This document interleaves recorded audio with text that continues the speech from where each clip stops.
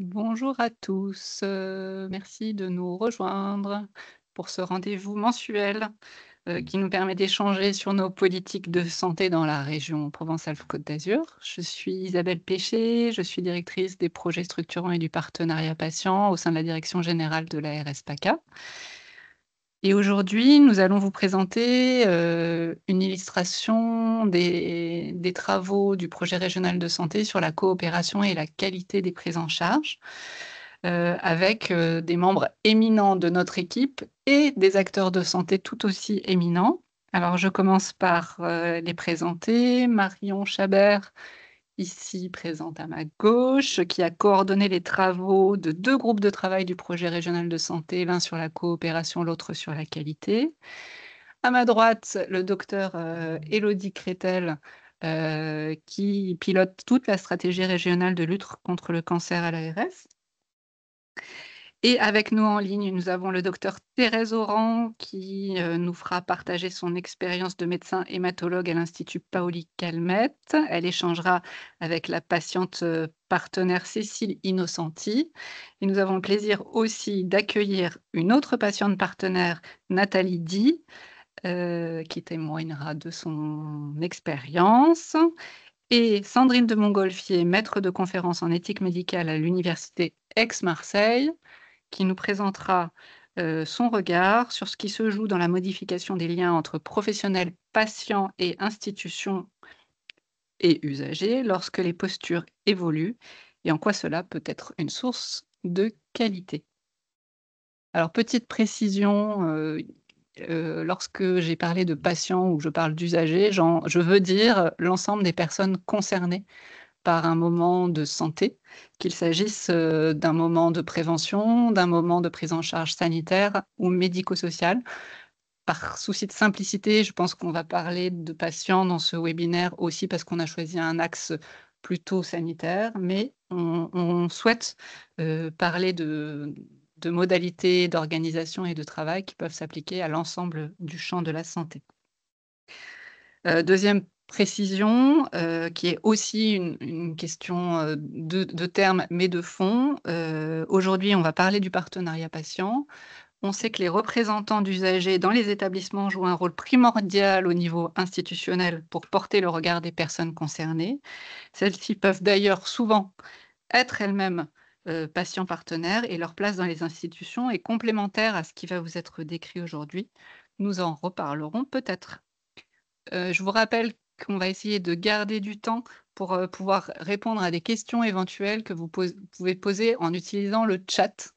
Donc n'hésitez pas, nous les prendrons au fur et à mesure et essaierons collectivement, d'y répondre, à la fin de ce webinaire. Voilà, je vais passer la parole à Marion Chabert. Bonjour à tous, Marion Chabert, je travaille à l'Agence régionale de santé. Comme le disait Isabelle Péché, j'ai piloté 2 groupes de travail. C'est donc des groupes de travail qui mettent ensemble autour d'une table des acteurs de santé, qu'ils soient professionnels ou patients, autour de 2 grandes thématiques, dans le cadre de l'élaboration de notre projet régional de santé. Ces 2 grandes thématiques, c'était comment améliorer la coopération des acteurs de santé pour la première et pour le deuxième, comment améliorer la qualité des prises en charge. Dans ces 2 groupes, des orientations fortes ont émergé, vers une évolution qui intègre une plus grande reconnaissance de l'implication du patient ou de la personne concernée, que ce soit par une maladie, par un trouble ou une déficience. Mieux les impliquer, en particulier dans toutes les décisions qui les concernent. L'engagement des patients au bénéfice, de leur santé est reconnu aujourd'hui, par, l'ensemble de la communauté scientifique et en particulier par la Haute Autorité de santé comme l'un des 14 piliers de la qualité des soins. Il contribue à proposer un meilleur service rendu aux patients et à augmenter son pouvoir d'agir. Il s'agit d'accompagner dans ces évolutions à la fois les organisations et les pratiques afin que tous ensemble, nous puissions passer d'une approche de la santé pour les personnes vers une approche de la santé avec les personnes. Pour cela, bien évidemment, plusieurs leviers existent. Aujourd'hui, nous allons nous centrer sur l'implication des patients partenaires. Cette implication des patients partenaires dans les parcours de santé et dans les organisations de santé, c'est l'un des leviers qui est aujourd'hui à notre disposition. Un levier sur lequel nous avons maintenant du recul. Et la recherche a publié ces 20 dernières années des résultats assez éclairants sur les effets positifs des patients partenaires et sur les conditions à remplir pour que cette nouvelle pratique s'intègre positivement dans les pratiques de santé. Alors, ce webinaire, il doit nous permettre de nous éclairer collectivement sur les impacts de cette intégration des patients partenaires dans les équipes de soins, les impacts pour les patients et les personnes concernées, pour les professionnels de santé et aussi pour les organisations de santé. On fait aujourd'hui un focus sur le thème de la cancérologie et je vais laisser la parole à Élodie Crétel-Durand. Merci Marion. Bonjour à tous et toutes. Donc effectivement, nous, dans le cadre de la feuille de route cancer 2022-2022 de notre ARS, nous avons mis en place une action sur l'expérience patient. En fait, vous le savez, la qualité des soins est aujourd'hui évaluée par les professionnels de santé, mais aussi grâce au ressenti des patients. Donc, le projet avait pour volonté de recueillir l'expérience des patients et des aidants sur leur parcours de soins en cancérologie. Je suis désolée, vous ne me voyez pas, il y a mon épaule là. Voilà, c'est mon épaule gauche. Voilà. C'est une action qui s'est déroulée. Donc voilà, le projet, c'était recueillir l'expérience des patients et des aidants sur leur parcours de soins en cancéro. Et cette action s'est déroulée sur 9 mois en 2023 grâce à la structure d'appui à la qualité des soins et à la sécurité des patients de la région PACA, sous la direction du professeur Stéphanie Gentil, et grâce également à notre dispositif spécifique régional de cancérologie. Alors, les patients qui ont été étudiés, c'était des patients traités pour un cancer ou qui avaient eu un traitement pour un cancer, ainsi que leurs aidants. Du coup, les patients pouvaient décrire librement leur vécu. Les aidants, eux, pouvaient s'exprimer sur l'aide qu'ils ont apportée aux malades et comment ils se sont impliqués dans les soins et dans la relation avec le personnel soignant. L'idée, c'était de contribuer à mesurer l'implication de la famille et des proches dans ce parcours de soins. Il y a eu 6 focus group qui ont été réalisés d'une durée moyenne de 2 heures entre mars et juin 2023. Pour rappel rapide, les focus group, ce sont des groupes de personnes qui sont interrogées en même temps. C'est une méthode de recherche qualitative. Et ces focus group ont permis de mettre en lumière dans ce parcours des expériences positives, mais également des expériences difficiles, en particulier au moment de l'annonce diagnostique, dans la gestion des rendez-vous médicaux et les démarches administratives, également dans les interactions avec les médecins et dans l'accès aux soins de support pendant le traitement. Il y a eu aussi des difficultés ressenties dans la période post-cancer avec souvent un sentiment de solitude profonde. Au terme de ces focus group, des préconisations ont été faites pour donner suite à ces résultats, en particulier sur le plan personnalisé de soins, sur l'annonce, sur le fait de libérer du temps médical grâce aux infirmières de coordination, mettre également en place des créneaux dédiés pour les examens complémentaires et les bilans d'extension. Et de fait, notre réseau, notre dispositif spécifique régional de cancéro a souhaité réaliser un audit sur le dispositif d'annonce auprès de tous les établissements autorisés au traitement du cancer. Alors cet audit a plusieurs phases. Il y a eu une première phase d'audit des dossiers afin de voir s'il y avait une traçabilité de ce dispositif d'annonce. Vous savez qu'il y a à la fois une annonce médicale, mais également une annonce paramédicale qui est importante au moment de l'annonce, qui va permettre de reformuler le diagnostic, d'évaluer les besoins du patient en termes de soutien, de soins de support. Donc, cette phase d'audit est en cours d'analyse. Il y a eu ensuite une phase d'audit auprès des professionnels avec une enquête auprès des infirmières, des médecins, des manipulateurs radio, enfin de radiothérapie. On est actuellement à près de 200 médecins et près de 200 infirmières qui ont répondu à cette enquête. Et il va y avoir bientôt une enquête auprès des patients. Alors, je ne vous l'ai pas dit, mais Cette enquête est également réalisée grâce au centre de coordination cancéro qu'on appelle les 3C, qui sont des cellules qualité au niveau des établissements. Et donc, l'enquête auprès des patients va se dérouler au mois de juin. Le contenu de cette enquête a été travaillé avec des associations de patients et des patients experts. Voilà, c'était pour vous relater cette expérience que nous avons eue avec des débouchés sur retravailler le dispositif d'annonce auprès de nos établissements.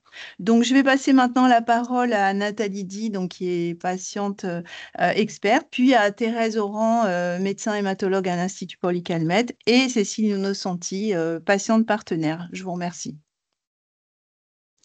Merci pour cette passation de parole.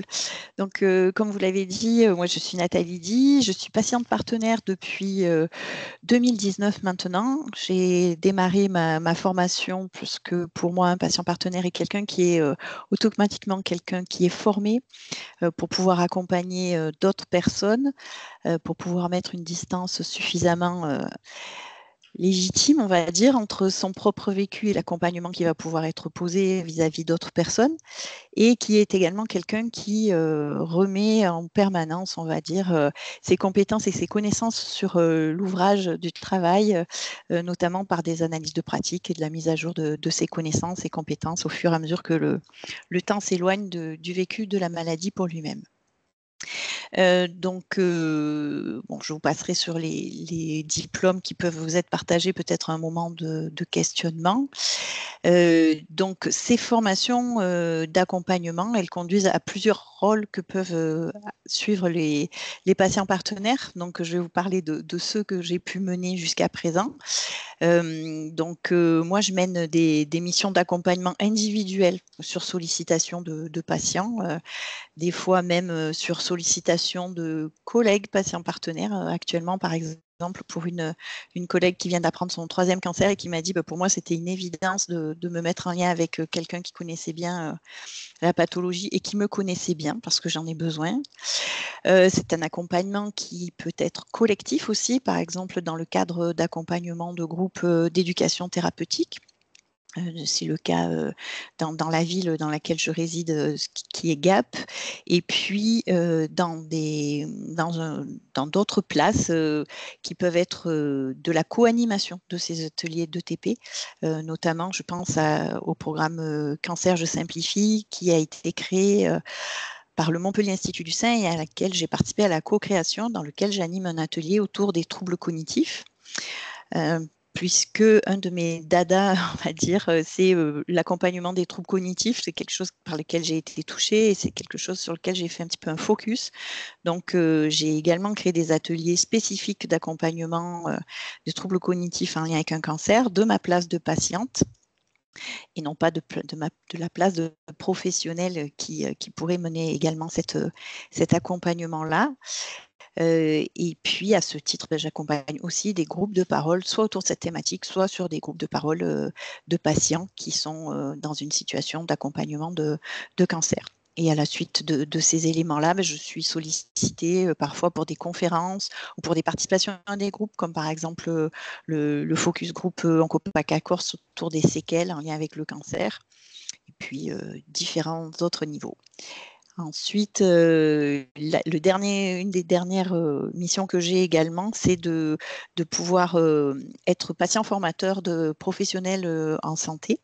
Donc, soit des professionnels libéraux, comme par exemple les infirmiers libéraux, soit par des organismes de santé, comme des instituts de soins infirmiers ou voilà, d'autres diplômes. Ça peut être, par exemple, dernièrement, c'était une école d'ergothérapeute. Voilà sur les missions qui peuvent être des missions de patients partenaires. Et il y a d'autres missions qui peuvent être menées sur sollicitation selon les lieux dans lesquels on est en exercice ou en lien. Voilà, il y a des professionnels de santé qui associent les patients partenaires comme les professionnels de santé qui sont recrutés par des établissements, ce qui n'est pas mon cas, par exemple. Voilà. Merci beaucoup de ce premier témoignage. Je vais passer la parole à Thérèse Oran et Cécile Innocenti. Bonjour. Tout d'abord, merci beaucoup de m'avoir conviée là pour témoigner un petit peu du développement du partenariat patient à l'IPC, tel que j'ai pu le vivre. Moi, je suis donc hématologue et j'ai été responsable du comité des patients de l'IPC pendant une bonne dizaine d'années. Actuellement, je me suis un peu plus concentrée sur le projet donc, de développement d'un partenariat patient dans le soin, qui est un peu distinct du comité des patients de l'IPC, qui avait essentiellement un rôle consultatif, qui vit toujours d'ailleurs, mais qui a un rôle consultatif essentiellement. Voilà, donc ce qu'on entend à l'IPC par partenariat dans le soin, c'est vraiment de l'accompagnement individuel, le plus souvent de patients qui sont le plus souvent au seuil de leur prise en charge thérapeutique par des patients qui ont vécu un parcours de soins similaire à celui-là. C'est ce qu'on appelle la paire aidance. Voilà, et donc Cécile Nouzanti, qui va prendre la parole après moi, là, vous témoignera de ce qu'elle a vécu dans ce champ-là. Ce projet, il a été pensé depuis environ 4 ans à peu près, et il est vraiment en développement concret et actif là depuis 2 ans et demi environ. Alors, il faut dire que historiquement, à l'IPC, il y avait déjà cet accompagnement de patients par des patients, qui existe grâce à l'initiative individuelle d'un chirurgien digestif, qui est le docteur Lelon, avec une de ses patientes, qui est Madame Billa, qui a subi une colostomie, c'est-à-dire qui a dû avoir une poche suite à une chirurgie de cancer colorectal, et qui est toujours très vivant, très actif. Mais c'est vrai que jusque-là, donc, c'était réservé à ce parcours de soins-là, à ces patients-là. Et le projet dont je vous parle aujourd'hui, c'était vraiment d'étendre, si possible, à l'ensemble des parcours de soins de l'IPC, enfin des maladies qu'on prend en charge à l'IPC. Ça se fait progressivement.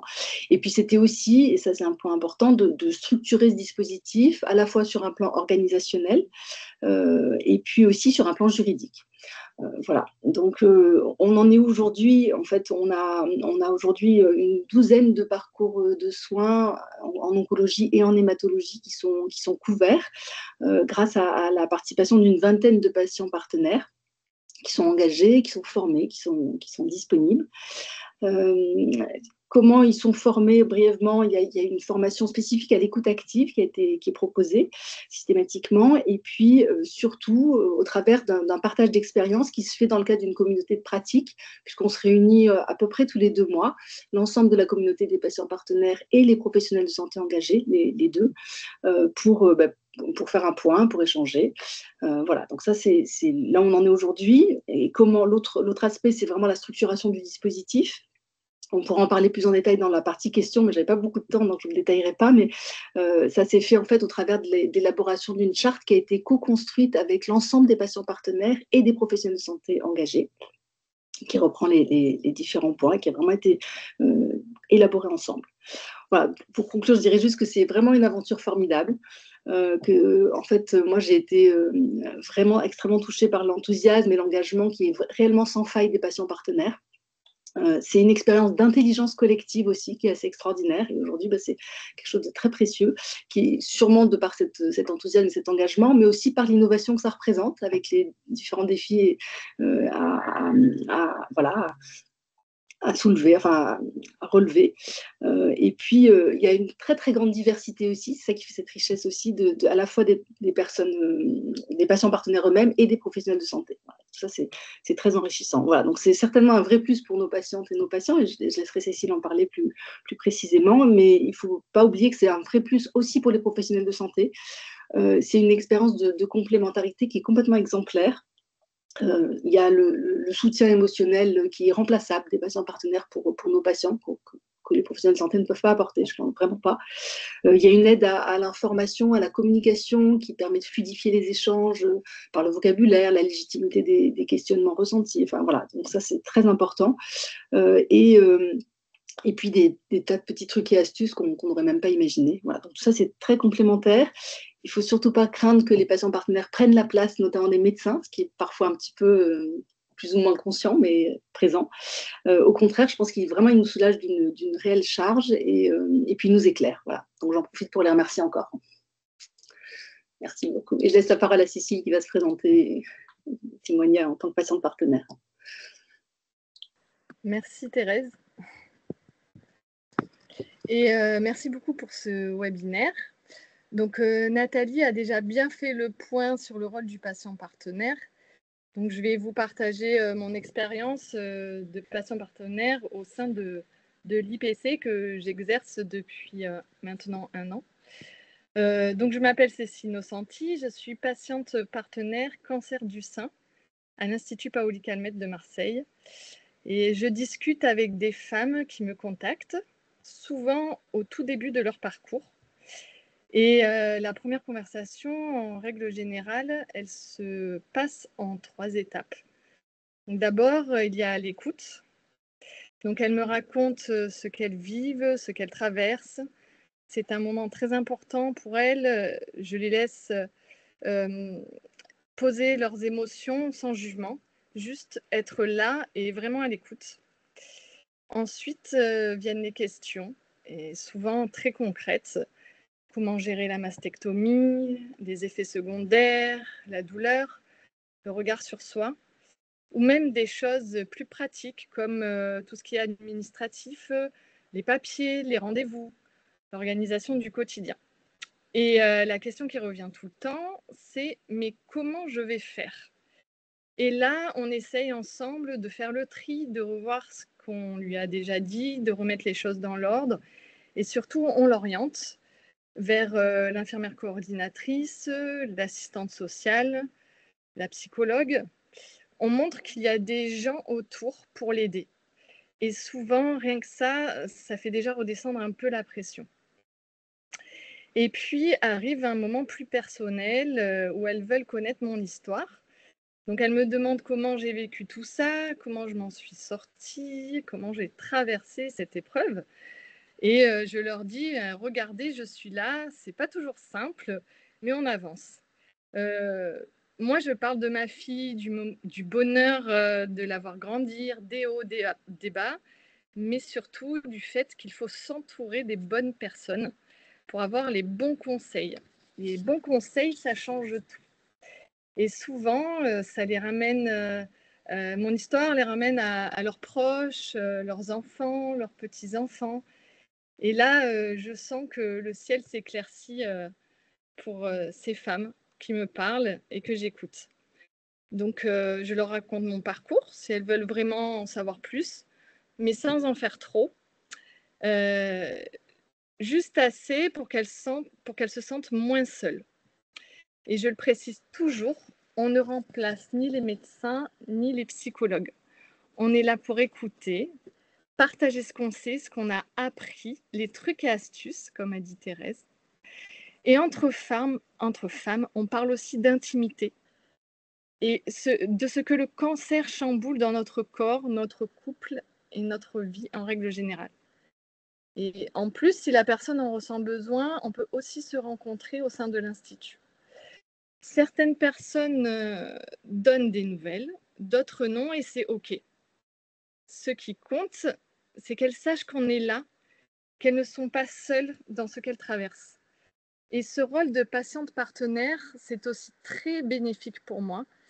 C'est des échanges, c'est un lien qui se crée, ça fait du bien des deux côtés. C'est un cercle vertueux, comme dit souvent Thérèse. On aide, on se sent utile et on en ressort grandi ensemble. Voilà. Merci.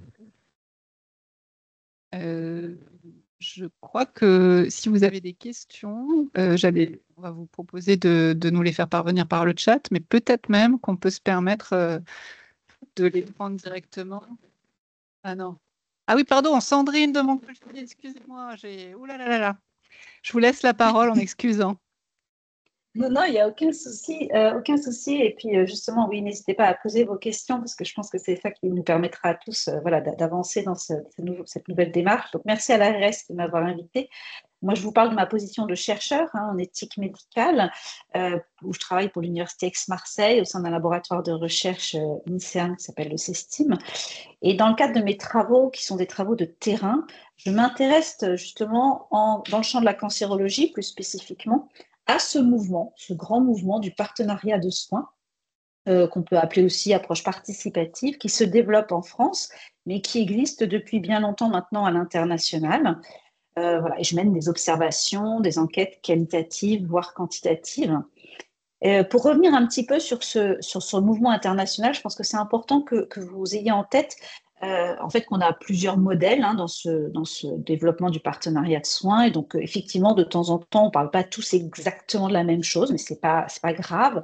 En fait, l'idée, c'est d'avoir un engagement des patients dans leurs propres soins, d'abord, puis éventuellement, comme on a pu en discuter un petit peu ensemble, dans le soin d'autres personnes, voire dans le système de santé, voire également dans l'enseignement des futurs professionnels de santé, la gouvernance des établissements de soins, les politiques locales, régionales ou nationales.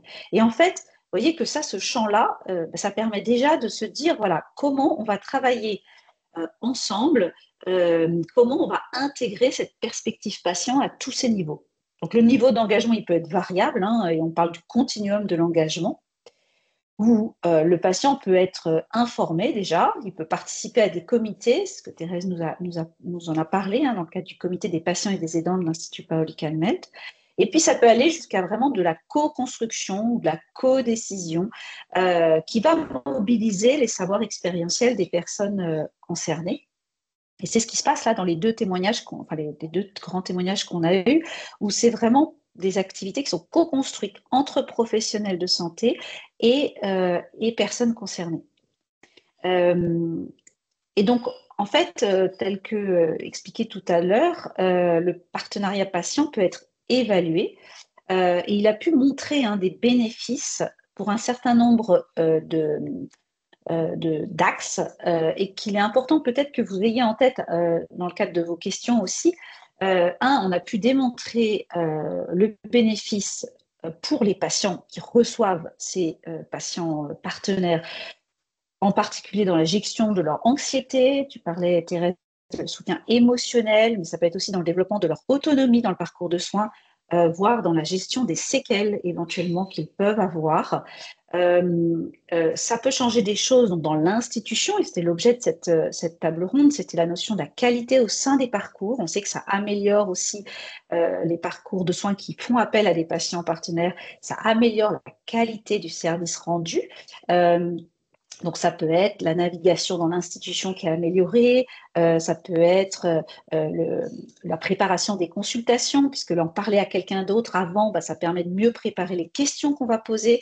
Et bien sûr, ce partage sur l'expérience de la vie avec la maladie que seuls des patients peuvent partager, puisque, a priori, le professionnel connaît beaucoup de choses sur la maladie, mais ne connaît pas l'expérience avec la maladie.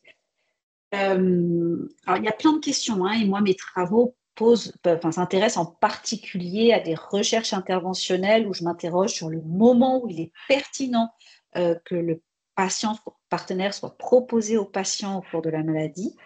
Je m'intéresse effectivement nous l'avons effleuré, à qui sont ces patients partenaires, pourquoi ils souhaitent se mettre au service, comment ils sont, sur quelles compétences, comment ils sont formés, et surtout comment ils travaillent avec les professionnels de santé et l'institution, parce que ce n'est pas évident du tout, a priori, et je reprendrai ça un tout petit peu après. Et donc, quand nous nous posons la question effectivement de qui recruter, vous savez bien que déjà les patients, c'est différentes formes, vous l'avez rappelé en tout début de conférence. Nous avons bien sûr plein d'associations locales, nationales qui œuvrent pour les patients, pour les aidants. Et parmi eux, certains souhaitent se mettre au service sous cette forme très directe de l'accompagnement d'autres patients. Vous pouvez avoir aussi des patients qui vont suivre des formations dédiées, d'autres non. Il y a la question aussi de leur statut qui est importante. Font-ils cette activité bénévolement, ponctuellement, ou est-ce que c'est quelque chose de plus systématique où une institution décide vraiment de recruter des personnes qui vont faire partie des propositions de l'institution de manière très officielle? Ça peut être une convention, un contrat de travail. Donc, il y a plein de diversité. Et aujourd'hui, en France, rien n'est statué. Il y a plein d'expérimentations. C'est ça que j'aime à décrire. J'ai pu écrire un article également avec Lisa Laroussi-Libaud, qui est présente, je crois, à ce chat, qui retrace un peu tous les enjeux éthiques que pose ce patient partenaire dans le soin. Et je n'ai pas le temps de développer, mais si certains sont intéressés, vous pourrez y retourner. Et un des points, je conclurai là-dessus, c'est la question de ce savoir expérientiel qui n'est pas toujours reconnu à sa juste place aujourd'hui dans les institutions de soins.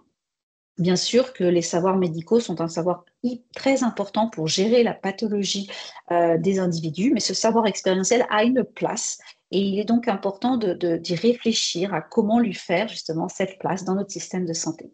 Voilà, je m'arrêterai là et je suis prête à répondre à vos questions. Merci beaucoup.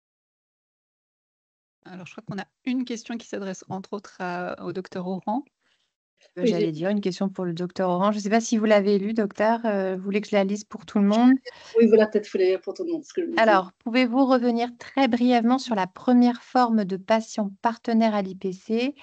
Parle-t-on bien de prémices? De même, quand vous parlez d'un soulagement quant à vos charges, vous pensez à quelle charge en particulier?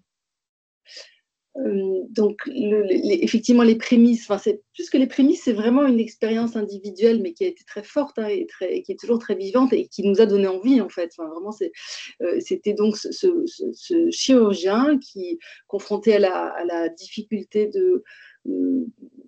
des patients d'admettre, par exemple, une colostomie, donc, et de se dire mais comment je vais faire avec ça, où c'est un chamboulement majeur dans leur vie, s'est dit si je faisais appel à une de mes patientes qui était partante pour ça, pour qu'elle témoigne elle en fait, puisque c'est quelque chose que le chirurgien a beau expliquer comment va se passer l'intervention et qu'est-ce qui va en être après de son corps, il n'a pas vécu quoi, voilà.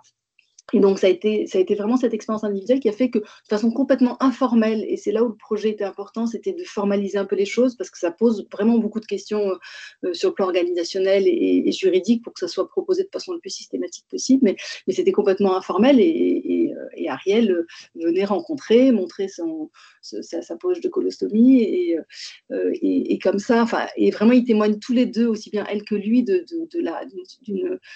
d'un apport mais considérable quoi, de bien-être pour les patients, pour affronter ce qu'il y a à vivre là, et où il n'y a pas trop le choix en général quand même, hein, parce qu'il s'agit de cancéro quoi, mais voilà, donc c'était ça. Et donc oui, c'était une forme de vécu individuel de ce partenariat-là, de façon très informelle, qu'on a essayé de formaliser et d'étendre. Et pour la charge, alors je pense que, après ça dépend sûrement de la façon dont on vit aussi la relation de soins en tant que médecin. Je pense qu'il y a des médecins qui sont un peu plus techniciens, d'autres qui sont un peu plus empathiques. Enfin bon, moi en tout cas, je suis plutôt genre empathique, c'est sûr. Et donc je suis très attentive aussi au bien-être émotionnel des patients, et ça peut être très chronophage en fait. C'est vrai qu'on a quand même une charge de travail qui est considérable, et je pense que ça soulage dans la mesure où quand on fait appel à un patient partenaire, moi je l'ai fait par exemple dans la greffe allogénique plusieurs fois, et je sentais bien qu'il y avait des seuils à passer, des décisions à prendre, de se lancer dans cette procédure-là. Donc la greffe allogénique, c'est de la greffe de moelle, hein, avec un frère, une sœur ou un donneur apparenté, ou un donneur non apparenté. Et en fait, c'est un vrai chamboulement dans la vie, c'est une hospitalisation longue, ça modifie le système immunitaire définitivement, avec des risques très spécifiques. Et en fait, de proposer à une patiente de rencontrer une patiente qui est passée par là, il y a une sorte de... on sait qu'il va y avoir un complément d'information extrêmement précieux qui personnellement me détend, et il y a aussi une possibilité de se familiariser notamment avec du vocabulaire qui va rendre ensuite les échanges beaucoup plus faciles, quoi. Puisque ça va être dit avec des mots qui sont très entendables, plus que les miens probablement, et voilà, je ne sais pas si ça répond à la question à peu près. Pour moi, oui. Et je crois qu'il y avait une question aussi pour Sandrine de Montgolfier. Oui, Madame de merci. Montgolfier. Ah vous l'avez lu, mais je la lis quand même pour tout le monde. Pouvez-vous revenir, s'il vous plaît, sur les 2 points positifs évoqués quant à l'utilité de ces 10 patients partenaires? Tout à fait. Alors, je trouve que c'est important, oui, d'y revenir. Merci pour cette question. J'ai bien posé, il y a deux effets, hein. Il y a l'effet sur les patients qui rencontrent ces patients partenaires. Donc, les deux témoignages qu'on a eus, je pense, ça apporte déjà, vous montre quelles sont les typologies d'activités et de discussion, les niveaux de discussion qui peuvent avoir lieu. On est beaucoup sur la vie avec la maladie, comment je vais organiser mon temps, comment je vais gérer tel effet secondaire, mais dans ma vie au quotidien, c'est-à-dire pas tant quels sont les soins médicaux, et ça on se rapporte aux personnes médicales, mais comment je vais vraiment voilà, organiser ma vie autour de ces impacts que la maladie a sur moi et sur mon quotidien. Donc c'est vraiment, je pense, un des points essentiels et qui a pu être démontré donc, à l'international, et je pense aux travaux par exemple de Marie-Pascale Paumet sur The Accompanying Patient, je pourrais vous mettre la référence là dans le chat, où elle a mesuré avec donc des outils quantitatifs auprès de nombreux patients partenaires ayant fait partie d'un gros projet de pluri-établissement, déjà l'effet sur la gestion de l'anxiété et le soutien émotionnel. Donc on a des échelles validées et on a pu montrer effectivement que ce soutien émotionnel permet de baisser la charge en anxiété que la personne a de manière normale quand elle rentre dans un parcours de soins aussi complexe que par exemple la cancérologie, mais il y en a d'autres. Sur l'autonomie, pareil, en fait, c'est des questionnaires sur la capacité à gérer son parcours. On a pu montrer une meilleure capacité. Le fait de savoir où trouver de l'information, parce que la personne qu'on a rencontrée a pu nous apporter un certain nombre d'éléments et peut être un soutien, nous aide à mieux nous repérer dans notre parcours de soins. Vous savez à quel point c'est, malgré tout le travail que font les institutions pour mettre des parcours qui soient bien clairs, au départ, quand on rentre là-dedans, c'est quand même kafkaïen, on ne comprend rien. Donc, le fait d'avoir quelqu'un qui est capable de nous réexpliquer, et pourtant dans le cancer, on a déjà beaucoup d'efforts qui ont été faits, parce que on a tout à l'heure, Madame Élodie Critel-Durand vous a expliqué qu'on avait cette consultation d'annonce, puis on a une infirmière qui est censée nous réexpliquer. Voilà. Mais d'avoir encore peut-être cette troisième voie, c'est une autre possibilité aussi pour certains d'éclaircir cette chose-là. Et puis, ça permet une autonomie par rapport à la sollicitation des professionnels de santé. On se sent plus apte à appeler son professionnel de santé ou l'équipe, parce qu'au départ, on n'ose pas.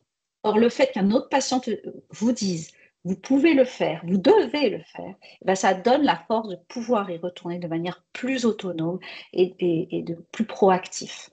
Voilà, donc ça c'est des points où ça a pu être démontré. Et là, dans l'expérience que je mène actuellement, dans la recherche interventionnelle que je mène à l'Institut de cancer de Montpellier et l'IPC, sur un cancer spécifique qui est le cancer anal, justement, on veut arriver à remontrer un certain nombre de ces points. Donc, on réutilise des outils d'enquête qui ont déjà été validés au niveau international. On les met dans le système français, on essaie de voir comment ça se positionne. Et l'idée, c'est vraiment de redémontrer, de vérifier. Mais aussi, et c'est le deuxième volet que je voulais vous dire, c'est comment on arrive à les inclure dans notre système de santé. Parce que ça pose plein de questions. Comment, qui, à quel moment, à quelles conditions, voilà, dans quel cadre. Et donc, les expérimentations, elles sont très importantes parce qu'elles permettent de tester des modalités et de les décrire et de les évaluer, sans donner une réponse qui serait « il faut faire comme ça obligatoirement ». Voilà, je crois que ça là-dessus, c'est peut-être trop facile. Voilà, donc l'expérimentation à l'IPC est très importante parce qu'elle permet de montrer, par exemple, comment une institution se dote et se donne les moyens de proposer ses patients partenaires dans différents parcours. Il y a d'autres institutions. On va faire vraiment dans un parcours un effort important de favoriser cette systématisation pour tous les patients. Voilà, il y a différentes organisations. Il faut que toutes soient bien éclairées, évaluées pour pouvoir permettre un jour à notre système de santé de pouvoir donner des guidelines précises sur cette question. Peut-être que les patients partenaires voudraient compléter la réponse ou éventuellement s'essayer à la question suivante.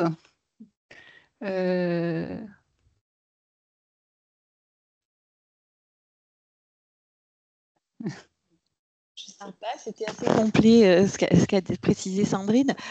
Moi, ce qui m'est venu, qu'on n'a peut-être pas évoqué, mais alors en demi-mot sur, c'est Cécile qui l'a amené tout à l'heure sur le fait que les patients questionnent les autres patients sur des points qu'ils n'oseraient pas aborder avec leur médecin ou avec leur conjoint ou avec voilà, plus sur des fois des résolutions où vous savez, on dit qu'il n'y a rien de pire qu'un patient qui repart avec plein de questions qui n'ont pas été dans les trous, dans les connaissances n'ont pas été comblées. C'est-à-dire un mot qu'il n'a pas compris. Des fois, il n'ose pas interrompre son médecin, il ne comprend pas du tout ce qu'il a dit, mais bon, tant pis, il fait et en fait, il ressort avec plein de questions, donc on croit qu'il a compris, et en fait, quand il voit des personnes qui ont vécu la même chose, c'est des questions toutes simples de vie pratique, de quotidien, d'intimité, comme disait Cécile tout à l'heure.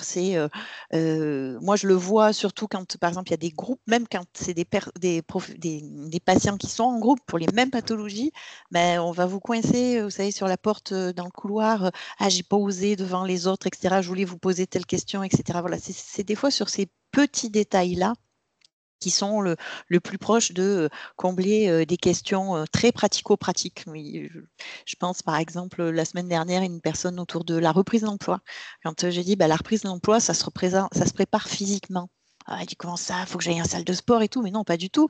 La reprise de l'emploi, déjà, c'est réorganiser sa vie familiale, la cantine pour les enfants, la garderie, ci et ça, se lever le matin à l'heure où on se lève, s'habiller et se préparer comme on a l'habitude de le faire, si on se maquillait, voilà, comment on organise tout ça. Et puis, derrière ça, après, passer sa journée en dehors de son domicile pendant le temps qu'on passerait, prendre les transports en commun si on le fait. Et elle dit, mais j'aurais jamais imaginé ça parce que du coup, ah oui, c'est vrai que physiquement, ça va amener à pouvoir se dire dans mon corps, tiens, déjà, ça représenterait ça. Donc voilà, c'est des petits détails comme ça sur lesquels le vécu peut être partagé. Merci beaucoup. Je crois est-ce que quelqu'un veut compléter sur le positionnement des professionnels de santé, peut-être, par rapport à cette évolution? Moi, je peux juste témoigner de ce que j'ai vécu au contact des patients partenaires, que ce soit le comité des patients, puis ensuite enfin, c'est vrai que je crois qu'il y a cette inquiétude quand même qui persiste dans le monde médical, en tout cas. Paramédical, je pense que c'est beaucoup plus facile de réussir à cerner un peu quelle va être la place du patient partenaire dans le soin, en tout cas. Et honnêtement, en ayant donc été au contact depuis plusieurs années de nombreux patients partenaires divers dans leur origine socio-professionnelle, dans leur diagnostic, dans leur parcours de soins, vraiment jamais j'ai senti la moindre menace. Enfin, je crois, alors c'est vrai que ça ne vaut pas une recherche scientifique, peut-être, et Sandrine pourra compléter, mais je crois vraiment qu'il y a une conscience très aiguë de la place de chacun, et avant tout par les patients partenaires. Autant les professionnels de santé sont peut-être un peu au flou avec ça, mais les patients partenaires eux-mêmes savent très bien, je crois pas qu'il y ait de risque, quoi. Ils savent très bien leur place, ils savent très bien ce qu'ils ont apporté, ils savent très bien à quel moment, et Cécile en a témoigné aussi, même Nathalie, vraiment, on va réorienter, on sait ce qui est médical. Alors c'est vrai que c'est dit, chaque fois qu'on recrute un patient partenaire, il y a un témoignage d'un patient partenaire déjà expérimenté qui va un petit peu donner ces éléments-là, mais finalement, c'est l'évidence pour tout le monde, quoi. Voilà, donc je pense que c'est assez... Enfin, voilà, oui, et toute la question, je reprends la parole, c'est la question de comment convaincre les professionnels de santé, les institutions, effectivement, que cette posture-là est bien respectée. C'est vrai que c'est pas... quand on le vit, comme voilà, vous vivez à l'IPC entre ces professionnels de santé qui ont compris et les patients partenaires, ça se passe très bien. Et je crois qu'à chaque fois, j'ai pas vu beaucoup moi de professionnels qui avaient expérimenté, qui ont pu regretter. Je crois pas même en avoir rencontré. Mais en revanche, ce qui est compliqué, c'est comment amener d'autres professionnels de santé à comprendre. Et là, il y a 3 conseils qui sont donnés. C'est que la partie direction des institutions doit vraiment envoyer des messages très clairs sur la direction à prendre. Il doit y avoir forcément de la formation, parce qu'on parlait de la formation des patients partenaires, mais je pense que ça s'apprend aussi hein, d'être en partenariat avec des patients, ça prend du temps, donc de l'information en tout cas déjà, des professionnels, c'est ce que vous faites aujourd'hui. Voilà, ces 2 points sont hyper importants. Et puis d'avoir voilà, une sorte de clarté qui pour l'instant est institut dépendant sur comment ces patients partenaires sont mobilisés, mobilisables. Et ça, c'est important aussi pour que ça ne soit pas confus et qu'il n'y ait pas d'enjeux voilà, de critiques qui parfois peuvent malheureusement arriver. Merci vraiment beaucoup à toutes pour vos témoignages. On va bientôt devoir conclure. Moi, ce que je retiens de ces échanges, c'est d'une part le fait que cette pratique a émergé en fait d'un besoin ressenti, que ce soit dans le champ hospitalier, on le voit aussi en ville ou en prévention, qu'il y a un dynamisme fort des acteurs de santé et des usagers, personnes concernées pour que ça prenne de l'ampleur. On a aussi vu le rôle des institutions et c'est ce qu'on essaye de faire pour soutenir, encourager, mettre en valeur, développer, avoir si possible des discours un peu clairs sur cette question. C'est aussi ce qu'on essaye de faire aujourd'hui. L'aspect formation vient d'être évoqué et il est sans doute primordial. On essaie aussi d'y travailler à la RS-PACA, mais bien sûr, on n'est pas les seuls. Beaucoup d'institutions y contribuent depuis plusieurs années. Et voilà, on souhaite que ces démarches se multiplient. On va lancer des expérimentations nouvelles pour examiner les conditions de bonne réalisation pour tout le monde de ces évolutions. Et on est heureux d'avoir pu échanger avec vous aujourd'hui sur ces politiques encore un petit peu en cours de construction, mais déjà extrêmement dynamiques. Merci à toutes et merci à vous d'avoir participé à ce webinaire. Il y en aura un autre sur un autre thème du projet régional de santé. Je crois que ça concernera tout autre chose qui est la permanence des soins le mois prochain. Merci à tous et puis à votre disposition pour la suite des événements. Merci à vous.